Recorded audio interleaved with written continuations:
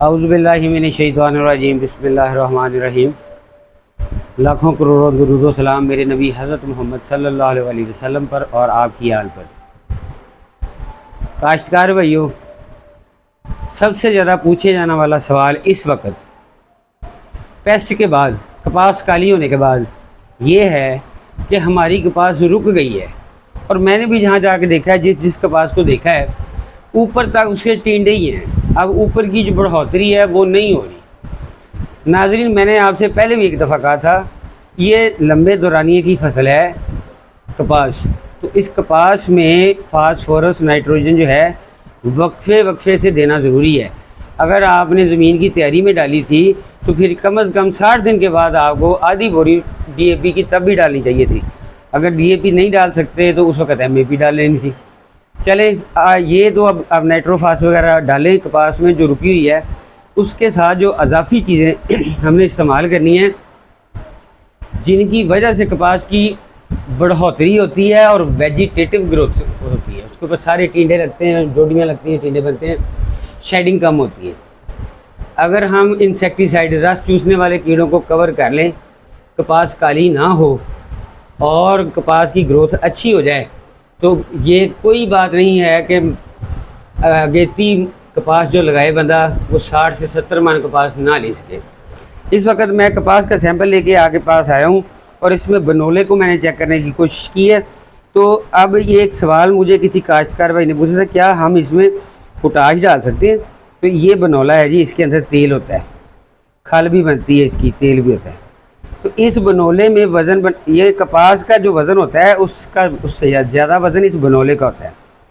तो अगर हम पोटाश का इस्तेमाल करेंगे, जिंक का इस्तेमाल करेंगे, सल्फ़र का इस्तेमाल करेंगे, तो कपास के इस बनोले में वज़न पैदा होगा। ये हमारे लिए अब वज़न पैदा करने के साथ साथ अब हमने करना क्या है, कपास को बढ़ाने के लिए उसके ऊपर अच्छा सा अमाइनो एसिड का स्प्रे करें। काफ़ी दिनों से जो पिछली वीडियोज़ आई हैं मैं उनमें दिखा रहा हूँ अमाइनो एसिड।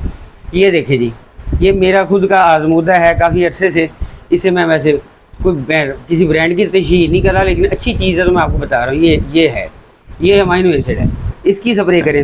ये 500 ml होता है, 5 टैंकियाँ बनाएं 100 ml फीड टैंकी डाल के, तो इंशाल्लाह अज़ीज़ आपकी कपास में एक नई जान आ जाएगी। जैसे बंदे को हम ड्रिप लगा देते हैं ना ताकत की, ये वो ड्रिप है।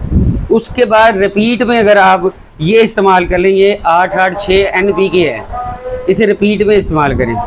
और अगर जो नीचे हमने कपास में जो फर्टिलाइज़र करना है, यूरिया वगैरह या कुछ और नहीं, कम से कम कुछ और नहीं करना, तो ये है जिंक डाल देंगे तो इंशाल्लाह अज़ीज़ से फ़ायदा ये होगा कि कपास के जो जितने पत्ते हैं उनमें ज़ियाई तालीफ का अमल तेज़ हो जाएगा, उसकी बढ़ोतरी बढ़ जाएगी।